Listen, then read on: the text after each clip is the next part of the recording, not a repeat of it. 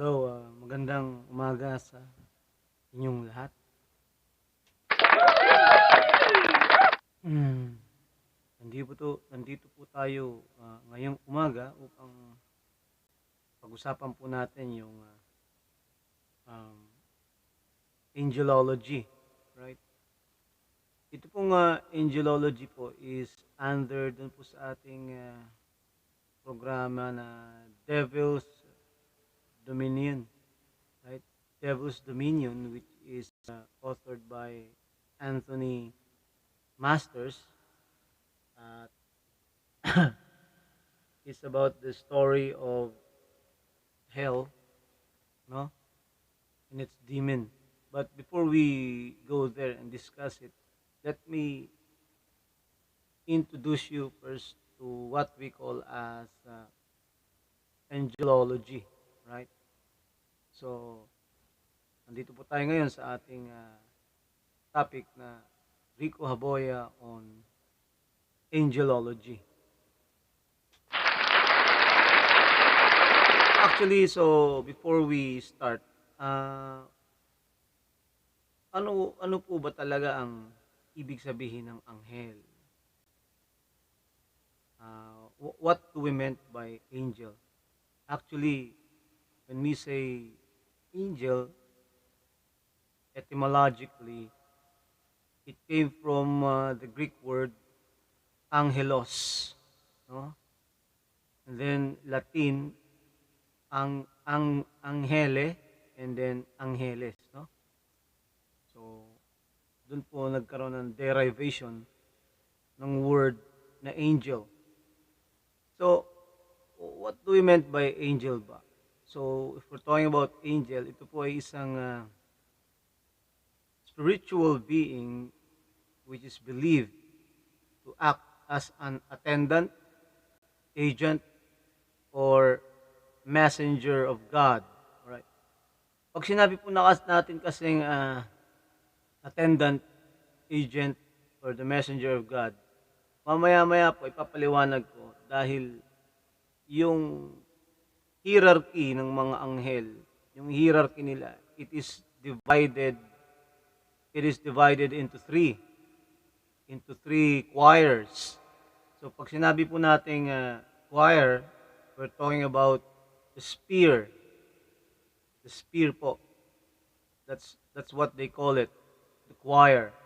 So we have the first choir, or the first spear, the second choir, or the second spear, and we have the third choir, or the third spear.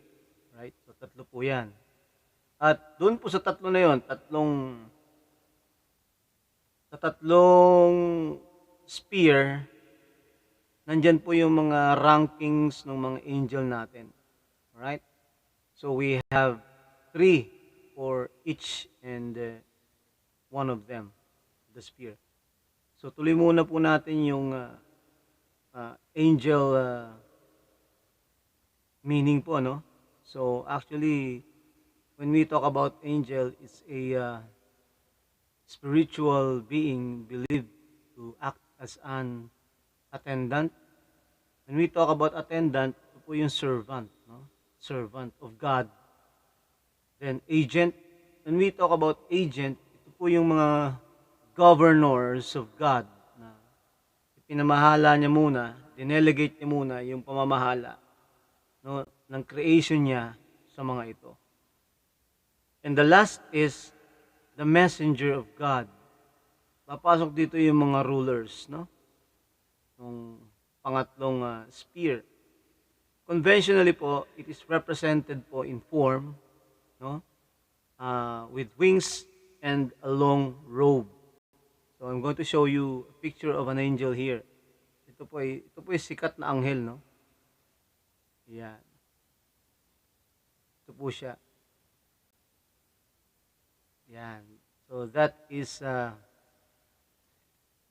Michael. Ito po si Michael, which is who is the protector of Israel. Siya po yung pumoprotekta Israel na bayan ng Diyos. Alright? That is Michael. Okay, so to continue po, let's delve deep into what we call as the angels, no? Now, uh, the angel word actually was also derived from the Hebrew called as malakim, no? Malakim. So there are good and bad angels. Mayroon pong mabuti, may masama. Pag-uusapan po natin pati yung nangyaring rebellion doon sa heaven, which is which actually led by Lucifer. Kasi actually, ah, kapatid niya, may kapatid pa siyang archangel si Lucifer po. Kapatid din po niya si Uriel, no? Si Uriel. Then, meron pa siyang kapatid, si Amenadiel, no? Yan yung mga siblings po ni Lucifer. So, we will discuss that later. But this video is focused on the uh, angelic spheres. Okay? So, umpisahan po natin our topic on angelology. Now, when we talk about angelology, it pertains to the practice of studying angelic beings, right? It pertains to the studying po, pag-aaral po ng mga angelic beings. And this information can be found within both the modern media or the older media. Ibig sabihin po ito yung mga historical datas natin referring to the angels. The history of this studying, no, the angelic beings can be found po as early as the Roman Empire, right? Roman Empire pa po to. And has went through many levels po ng popularity. Okay? Kaya kung makikita ninyo yung the Vatican City, ang dami po niya mga statue ng mga angels, no? Representing and depicting different angels. Right? At marami din pong angel, ano?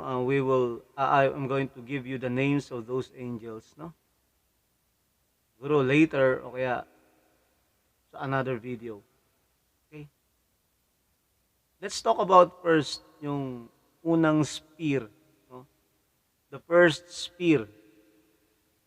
Ano bang mga angel ang nandoon sa unang sphere? Yung first sphere po, yun yung pinakamataas, no, na level. The first sphere, angels po, serves as the heavenly servants of God, the Son, no? Opo, incarnated. So, meaning to say, when we talk about the first sphere, kasi po, andun po lahat yung mga anghel na matataas ang rank, right? So, ang una po dito, kasi nagkakaroon tayo ng, what they call that, ng kaguluhan, kung ano po ba yung iniuna nila. Is it the Seraphim or the Cherubim? No? Seraphim or the Cherubim. So, dito po sa aking research, no? Kasi I've done a lot of research. So, sa research ko po, talagang ang nauuna po dito yung Seraphim. Right? Seraphim. Right? So, what particularly is a Seraphim? Ang Seraphim po, no, dito sa aking research, no? Ang Seraphim po, plural po yan, ano? Pero pag we're referring to one Seraphim, we call that Seraph, right? An angel, Seraph, right? Seraph.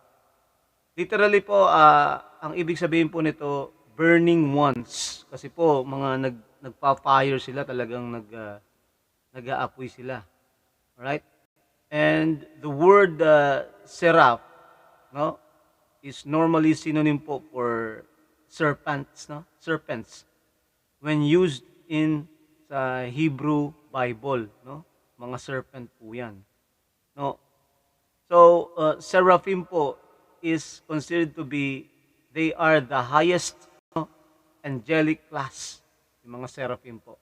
They are the highest angelic class and they serve as the caretakers of God, God's throne po. Sila po ang nag-aalaga sa trono ng ating Diyos Ama. Opo.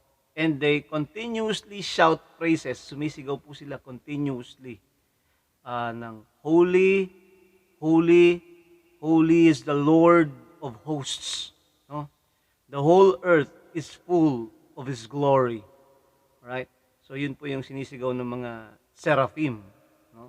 Ang bawat seraph, angels. Alright?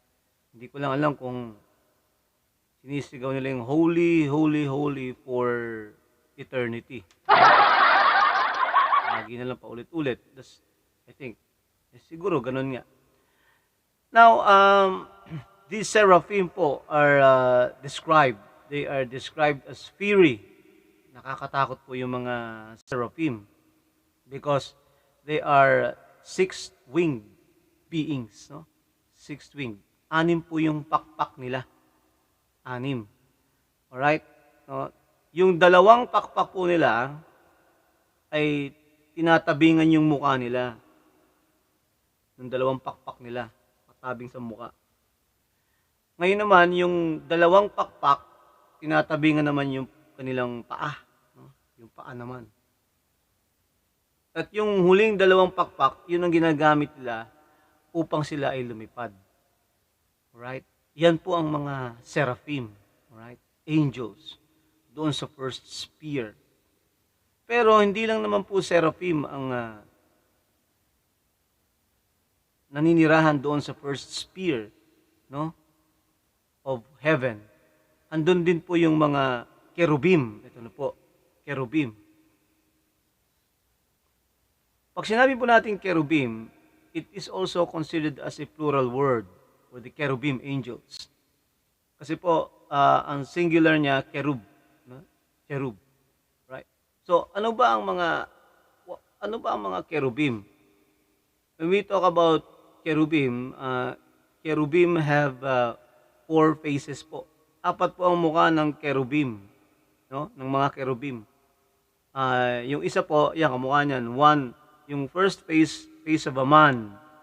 Then, the next is an ox. Then, a lion. And then, an eagle. So, 4 po ang mga mukha ng cherub. Right? So later po kasi inadapt ito as symbols po ng mga evangelists. Kung makikita nyo yung mga evangelists, no?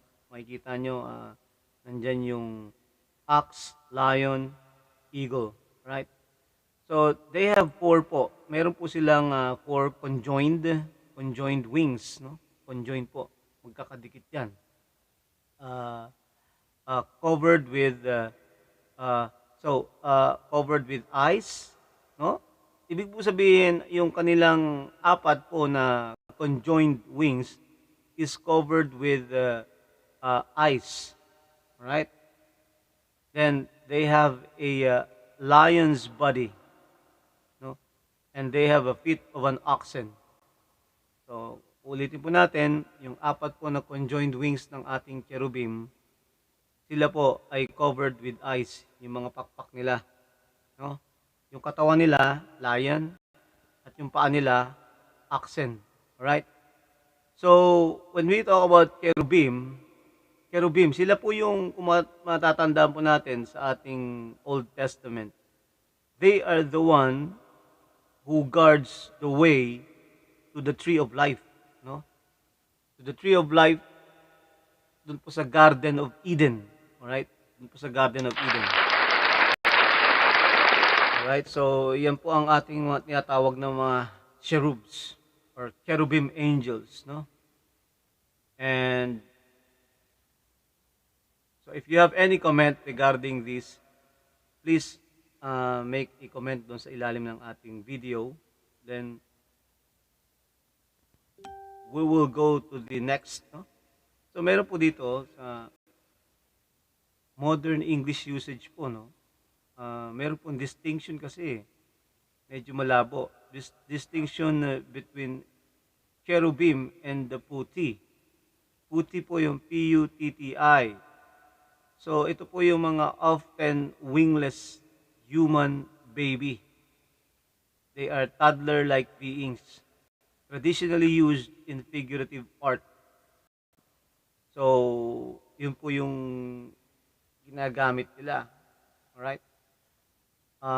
Yun pag Valentine's Day, no? Yung pag Valentine's Day, yung mga baby na may pakpak, na may pana, no? Kasi actually ang cherubim po, sila po yung napapalakas po nila yung emotion eh. Sila po yung mga anghel na kaya nilang palakasin yung emotion, no? Emotion ng tao. Right? Magmahal man, they are the one destined to do that, the cherubim, no? Cherubims. And si Saint Thomas Aquinas nga po, no? He is imagining that Satan as a fallen, he considers Satan as a cherub, no? Ito po si Saint Thomas Aquinas. He considers Satan as a cherub. Kasi kung mapapansin nyo, sa Bible po, no, ang ginawa ni Satan, inalok niya si Eve upang, what we call that, para kainin yung mansanas, no? So, there is a strong emotion imposed on Eve, no? Parang tinukso, no? Yun po yung mga yan. Alright. So, the next thing is, aside from that, we have the last po, yung pinakahuling angel na nandoon sa first sphere. Sa first sphere. Yan po ay walang iba kundi yung thrones, no? Yan po yung huling anghel. So, ilang anghel na po yung napag-usapan natin sa first sphere. So, meron tayong seraphim, angels, cherubim, angels, and the throne angels, no? So, the throne angels. So, ito pong the thrones po, no? The thrones angel. They are considered to be as the elders, no? They are a class of celestial beings, no? Na-mention po ito, I think, na-mention po ito ni Paul doon sa kanyang Colossians na book sa New Testament. Ito pong the thrones, no? And they are living symbol of God's justice and authority. And they have as one of their symbols the throne. Yung po ang symbol ng mga throne angels, yung throne. Right? So ito po mga sinasabi ko, yung first sphere, they are the servant of God. Right? Servant of God. Sila yung mga pinakamalalakas na anghel, no? Mas malakas pa sa mga arkanghel to eh. Sila yung pinakamalalakas na nagsisilbi sa trono ng ating Diyos Ama. Right. So it is not unusual to find that the thrones are associated, no, by some with the ophonym or erelim, no? Hindi po sila associated, no, doon sa mga tinatawag nating Jewish angelic hierarchy. Right? However, there is a very little evidence po, no? If any, to sustain the idea that they are associating with those ophonym or erelim, which is based on the Jewish, no, angelic hierarchy.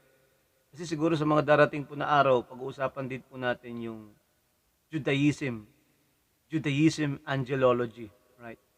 Kasi what we are talking right now is the Christian Angelology, right?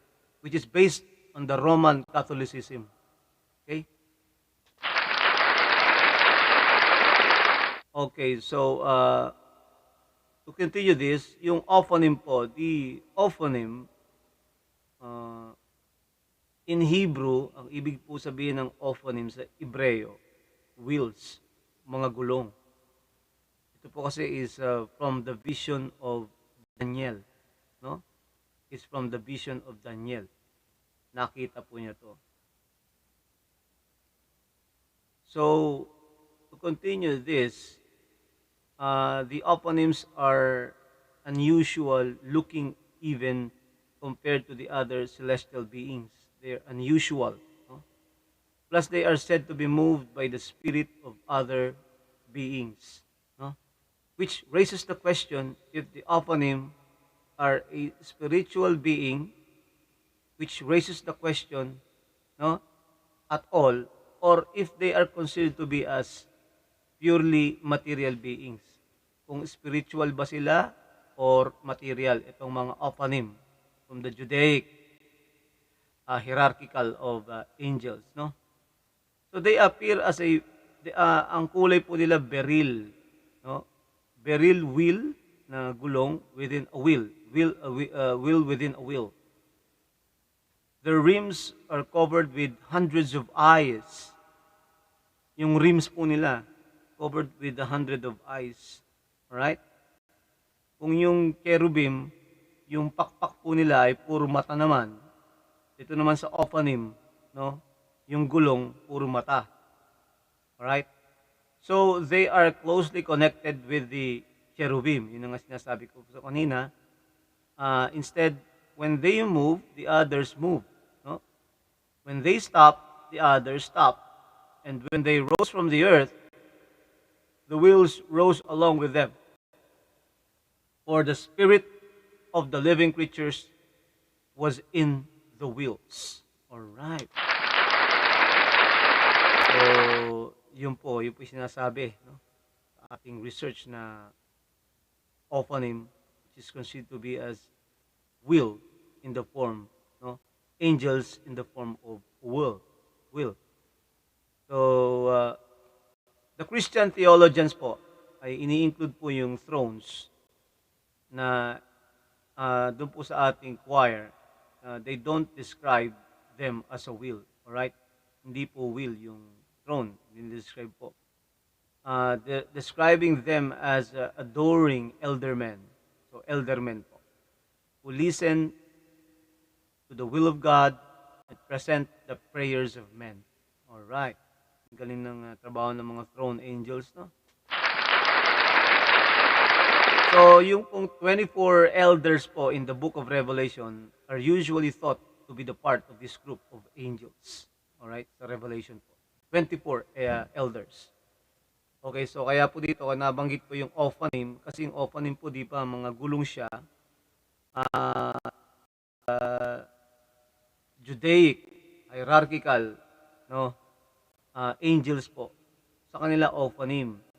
Dito po sa atin ay throne angels, no? Pero hindi po dinedepict dito sa throne angels na sila po ay will. They are depicted as elders, no? No? Elders, mga elder angels po sila, itong mga thrones. Yun po yung ating first sphere. Okay. Ngayon naman po, tapos na tayo sa pinakaunang sphere ng kalangitan, which regards to the rank of angels. Ito pong first sphere, yung pinakamatataas ng mga anghel to, ha. Baka malimutan ninyo. Ito yung pinaka-highest order of angels. Right? Kaya nga sabi ni Saint Thomas Aquinas kanina, na si Satan daw ay, he is imagining that Satan is nandun po sa rank. Nasa second rank po ng first sphere, which is considered to be as a cherubim angel, no? Pero sa mga researches ko po, nakita ko po na si Lucifer, no, ay nandun po siya sa power angel. Okay, tignan natin. So, the second sphere po tayo. So, angels of the second sphere work as a heavenly governors. Kanina po, yung first sphere, servant.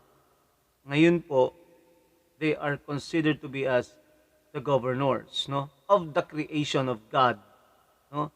Creation by subjecting matter and guiding and ruling the spirits. Yan po ang trabaho ng mga angels within the sphere. they are governing the creation of God. All right. Now, the first angel, no? The first hierarchical angel within the second sphere is none other than the dominions, no? Ang tawag po sa kanila ay mga dominion angels or lordship, no? Lordship. Okay, the dominions po, ang dominions po, they are also etymologically speaking translated from the Greek term kyrioutetes, no? Or the kyriotes. They are considered as lordship or the dominations. Yan pong mga dominions na yan. Okay? They are presented as the hierarchy of celestial beings or the lordships, right? Lordship.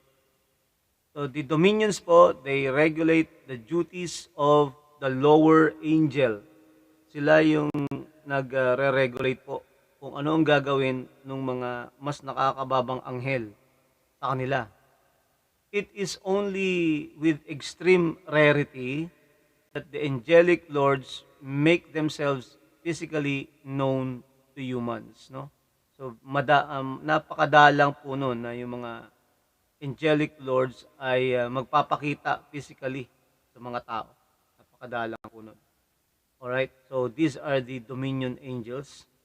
And the dominions po are believed to look like divinely beautiful humans. Magaganda po. Kasi actually po, no, sa akin pong pagsasaliksik, yung anghel po walang kasarian eh. Wala po eh. Makikita mo yung anghel, napakaganda. Pero you cannot distinguish it if it is a male or a female. Yan po ang anghel. Alright? So, the dominions are believed po, no, na napakaganda nila. Believed to look like divinely beautiful human po yan with a pair of feathered wings. May pakpak po sila. Much like the common representation of angels. No, but they may be distinguished from other groups by wielding orbs of light. So, yung anghel po na ito, pag nakita ninyo, meron pong mga pakpak yan at meron po silang mga orb of light. No, ibig sabihin, dominion angels po yan. Okay? Yung orbs of light po na yon is fastened to the heads of their scepters. May hawak silang scepter, no? Or on the pommel of their swords. Right? So, ito po yung scepter nila. Staff. Nandiyan po yung mga orb. Or, ito yung kanilang hawak na espada ng mga anghel na to. At nandun po, nagsya-shine sa gilid nun yung orbs. Or umiikot, no? Yan po yung natawag nating dominion angels, no? Alright, so that's the first rank dun po sa ating second sphere. Yung atin pong pangalawang sphere of angel ay tinatawag po nating virtue or stronghold angel. These are angels po, are those which signs and miracles are made in the world. No? Sa kanila po, sila po ang dahilan na nagbibigay ang dahilan kung bakit nagkakaroon ng mga senyales, simbolo at mga milagro dito sa ating mundo, no? Yun po yung nangyayari. So these angels are those through which signs and miracles are made in the world. So dahil po sa kanila, itong virtue angels po na ito or stronghold angel, doon po nagkakaroon ng mga sign, miracles, milagro, sila po gumagawa nun. Then, the term po appears to be linked to the attribute might from the Greek root dynamis, no? Okay. Which is also translated po ito as virtue or power. So, they are presented po as the celestial choir virtues. No? Celestial choir or the celestial sphere of virtues. No? Doon sa book na ginawa, no, ni Saint Thomas Aquinas, the Summa Theologica. So they are the virtues Doon nabanggit po sila ron, no? Okay, so ito naman pong babasahin natin, no? Ito po na saliksik natin na ito po ay gawa ni Pseudo Dionysius. Isa po siyang Areopagite, no? Areopagite. Sa kanyang book na ginawa na Dicolesti Hierarchia or the Hierarchy of the Celestials or the Celestial Hierarchy. Right? Okay, the name of the holy virtues signifies certain powerful and unshakable virility, welling forth into all their godlike energies. So pinapatungkulan po dito ni Dionysius yung mga virtue angels po. Okay. Not being weak and feeble, wala po siyang kahinaan for any reception of the divine illuminations granted to it, mounting upwards in fullness of power to an assimilation with God. Halos po maging kawangis na po ang ating Diyos Ama dahil sa kapangyarihan ng mga to.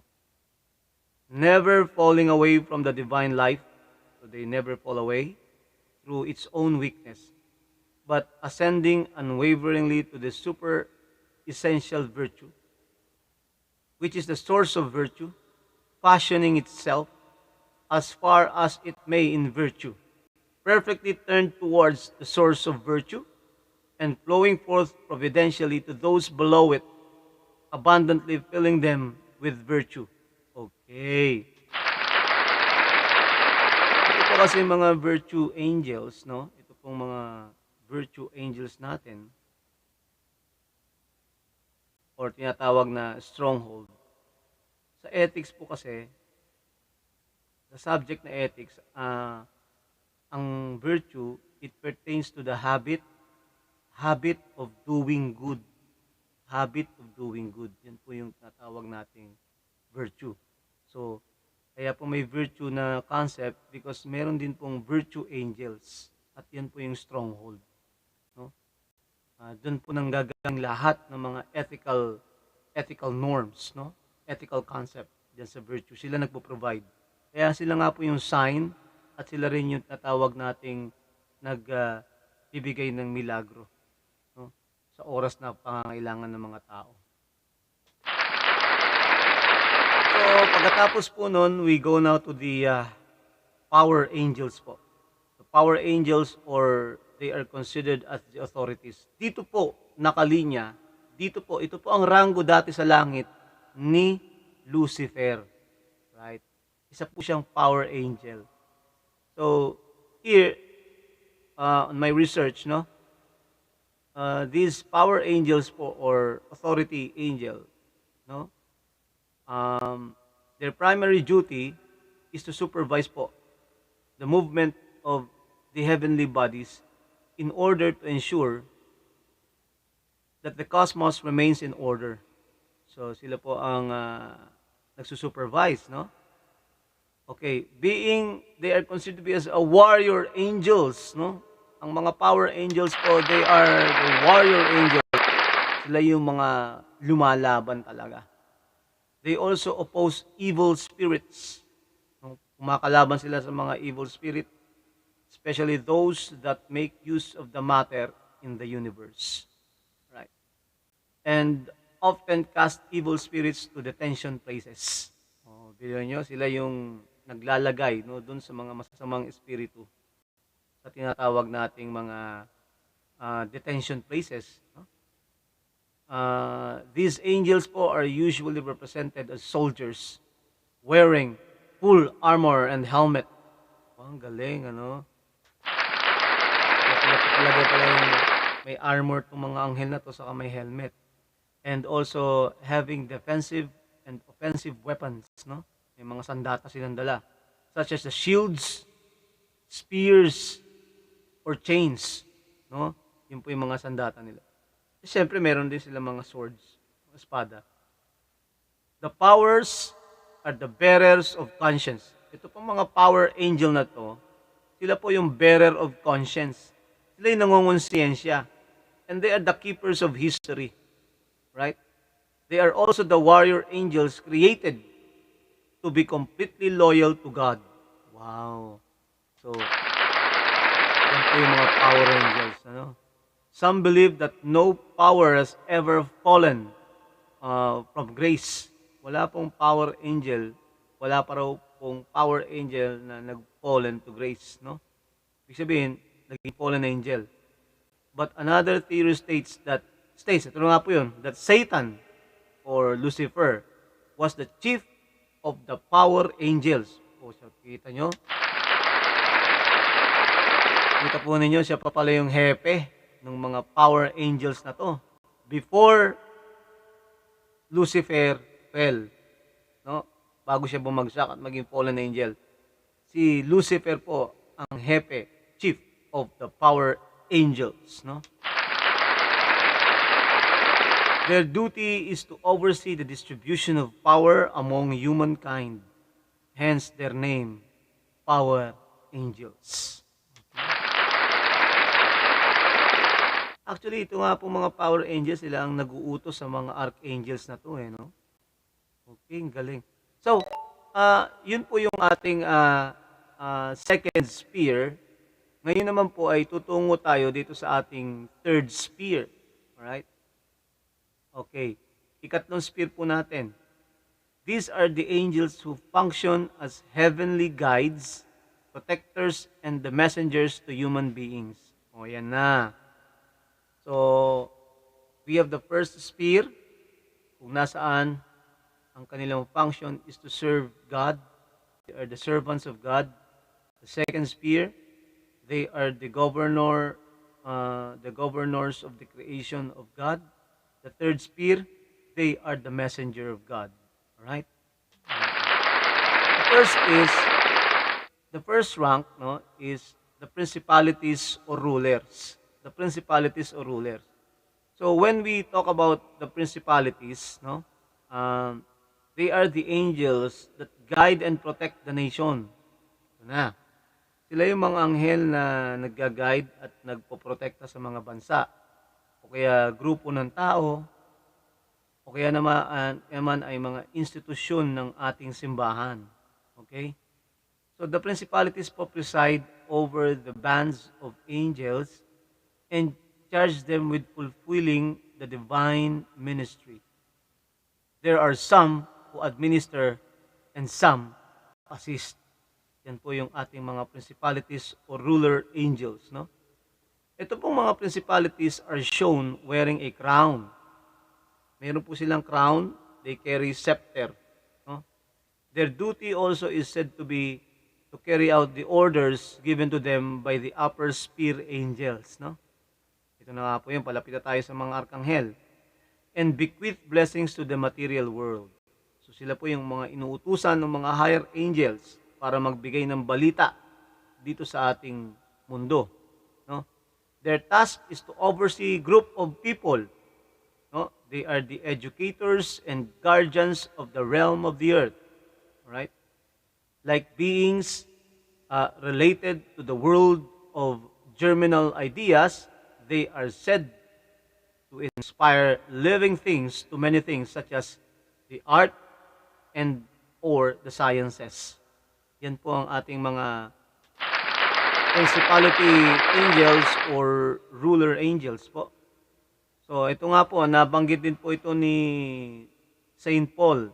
Ginamit niya po yung term na rule and authority sa ginawa niyang book regarding the Ephesians. At nabanggit din po niya rito yung rulers and authorities dito sa ginawa niyang book sa New Testament na Ephesians, no?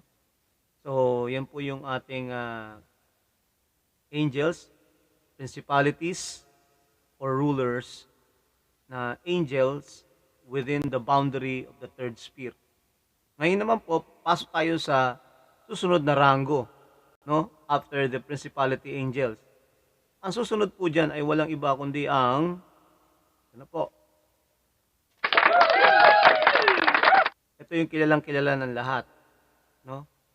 Archangels. Pasok na po tayo sa mga arkanghel. Yung salita pong arkanghel ay nagmula sa Greko. Excuse me. Ang kanyang word ay tinatawag na archangel, arkangelos. Meaning, ang ibig sabihin po nito, arkangelos, chief angel. They are the chief angel. A translation po ito of the Hebrew, no? Malaki. Malaki, no? Or Malakai, no?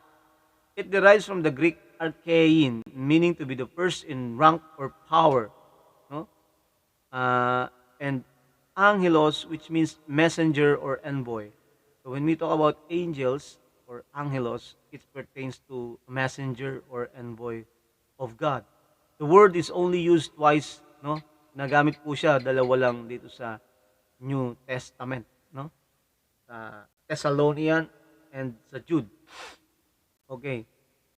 Only the Archangel Michael po, si Arkanghel Michael, ang na-mention po yung kanyang pangalan sa New Testament, no? Galing. So yung pangalan lang po ni Arkanghel Michael ang na-mention po. Now, ito naman pong name of the Archangel Raphael, si Raphael po. It only appears in the book of Tobias. Ito po yung aklat ni Tobit o Tobias, no? Si Tobit or Tobias po is considered deuterocanonical by the Roman Catholics. Both the Eastern and the Western rites. In the Eastern Orthodox Christians po and Anglicans, the book of Tobit or Tobias is not, however, acknowledged by most Protestant denomination, no? Such as Reformed Christians or Baptists, no? Itong aklat ni Tobit. Raphael said to Tobias, no? Si Raphael po, nagsalita po kay Tobias, kay Tobit, that he was one of the 7 who stand before the Lord. And it is generally believed that Michael and Gabriel are 2 of the other 6. Okay, ito po yung mga arkanghel na yan, no? At yung 4th archangel po is Uriel. Yung binabanggit ko sa inyo kanina. According to my research po sa aking saliksik, kapatid po ito ni Lucifer, na isang power angel. Ito po si Uriel, na isang arkanghel, no? Uriel, whose name literally means the light of God. Uriel is the light of God. Uriel's name is the only one not mentioned in the New King James Version. Hindi po siya nabanggit itong pangalan ni Uriel, no? And, but he plays a prominent role in an apocryphon read by Anglican and the Russian Orthodox Christians, no? Apocryphon. The second book of Esdras, no? Or the 4th book of Esdras in the Latin Vulgate po. In the book, Uriel po unveils 7 prophecies to the prophet Ezra. Si Uriel po ang nagbigay ng mga propesiya dito kay propetang Ezra. Itong arkanghel na si Uriel, no? After whom the book is named, no? Ezra, right? He also plays a role in the apocryphal book of Enoch. Si Enoch po, which is considered canonical by both, no? Canonical po 'yon. Ito po ay katanggap-tanggap itong Book of Enoch dito sa Ethiopian Orthodox and the Eritrean Orthodox Church. Ito pong Ethiopia and Eritrea ay matatagpuan po sa Africa. Nasa Africa po 'yan. Right? Another possible interpretation of the 7 archangels po is that these 7 are the 7 spirits of God that stand before the throne, described in the book of Enoch, right? And in the book of Revelation. The 7 archangels po are said to be the guardian angels of the nation. Kaya nga sinasabi ko, nung una pa, nung ating programa na si Arkanghel Michael the archangel, siya po ang protector of Israel, no? and countries po, no? The seven archangels are said to be the guardians of uh, the seven archangels are said to be the guardian angels of the nation and the countries, and are concerned with the issues and events surrounding these, including politics po. So sila po ang tagapagbantay ng ating mga nasyon at bansa, at sila ay particularly concerned doon po sa tinatawag nating politika, military matters, commerce, and trade. Opo.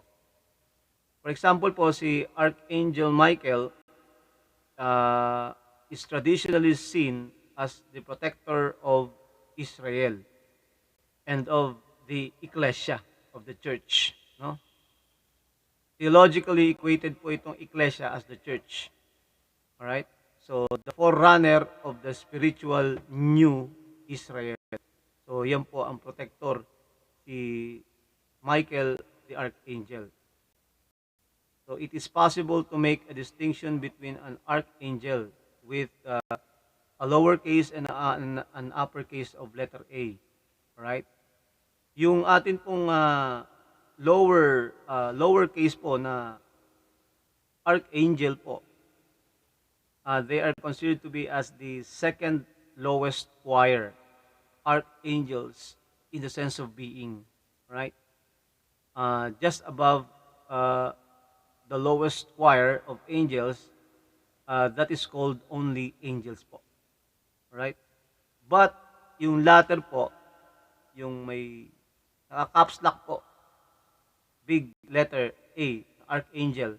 Yung archangel po na letter A na naka-lowercase, ito po yung mga ordinary angels. Pero yung mga tinatawag natin na caps lock na bigger letter A, no? The highest of all the angels po yan. Dito sa sphere na to, no? Archangels in the sense of being above all angels of any choir, the seven highest seraphim, Michael being the highest of all. So dito po, ibig sabihin po, si Michael po, si Michael po is considered to be as a seraphim. Nandun po sa first sphere yan. Inilagay lang siya rito. No? Inilagay lang siya dito sa third sphere para isugo siya doon sa Israel at upang protektahan. No? So makapangyarihan po talaga to si Michael the Archangel. Kasi po, isa po siyang seraphim. The highest of all doon sa kanilang sphere. The third sphere. No? Si Michael. Alright? So yan po yung ating mga archangels. Siguro itong binanggit kanina na archangels with letter A, which is caps lock, being above all angels of any choir. No? So it only pertains po dito sa sphere. Alright? Kasi alam naman po natin kung sino yung may mga pinakamataas sa rango. May first sphere, second sphere, and third sphere. Ngayon nandito na po tayo sa third sphere. And kanina lang pinag-usapan natin yung arkanghel. Ngayon naman po, pag-uusapan natin dito yung angels. Yung mga anghel na normal po. No? Anghel talaga. The angels po or malakim, no? Id est or in explanation po, it is the plain angels, plain or angelos, messenger or envoy, are the lowest order of the angels and the most recognized. They are the ones most concerned with the affairs of living things. Within the category of the angels, there are many different kinds, with different functions. The angels are not sent as messengers to humanity. Personal guardian angels come from this class. Alright. So, yun po. Yung personal guardian angels po natin, dito nanggagaling sa ating tinatawag na angels. Alright? Dito sa rango. Ito yung pinaka-lowest rank, no? Sa lahat po ng sphere. Now, personal or guardian angels are not of a separate order, but rather they came from the order of angels, no? It is a common belief that they are assigned to every human being, no? Christian or not, may naka-assign pong guardian angel. It is unknown whether they guard multiple humans during their existence or just one. Di lang po natin maalam kung ito bang isang anghel na to, ang binabantayan ba niya ay grupo o isang tao lang, no? Kaya nga tinatawag ditong personal guardian angel, pwedeng personal guardian angel of a certain group, no? But the latter is a more typical opinion. Ito nga po yung guardian angel po ng bawat isang tao dito sa ating mundo. Alright. Okay. So, ayan po, sana po nakapulot po kayo ng mga aral dito sa ating episode na ito, no? At sana po ay please subscribe to my channel, then watch, like, and share, comment, and please ring the bell para ma-update po kayo sa mga susunod pa nating episode. So, kung mayroon po kayong suggestion, you can put it dun sa ating comment box sa ilalim ng video. So, this is Rico Haboya Angelology, which is under the Devil's Dominion, no? Na ating magiging paksa sa mga susunod na araw by Anthony Masters. So, hanggang dito na lang po. God bless all of us and God bless the Philippines. Bye-bye po.